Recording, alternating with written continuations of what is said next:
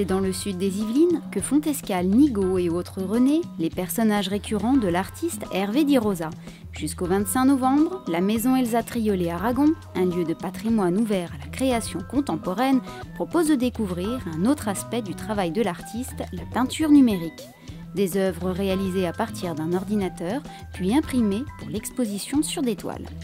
C'est une facette nouvelle, je dirais, de son travail, puisqu'il a commencé les œuvres numériques en 2010. Et là, vraiment, il utilise l'ordinateur comme on utilise un pinceau, une palette, et il crée vraiment de façon informatique toutes les œuvres. Et après, on projette, ou on imprime, ou voilà, on donne une vie à l'œuvre. Donc là, ce sont des toiles, mais ça pourrait être des projections, puisque ce sont des œuvres finalement immatérielles.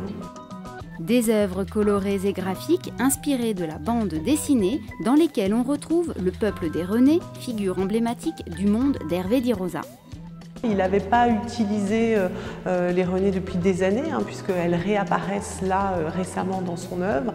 Et en fait, c'est l'homme de tous les jours qui est dans des situations du quotidien, mais toujours de façon loufoque, colorée.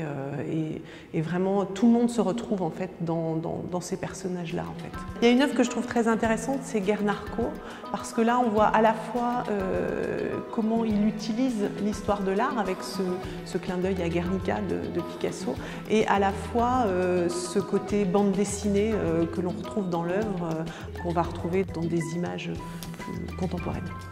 Une démarche artistique qui s'inscrit dans le prolongement de la figuration libre, l'art modeste, comme le qualifie Hervé Di Rosa, un art qui dépasse les frontières de genre sans hiérarchie de valeur entre haute et basse culture.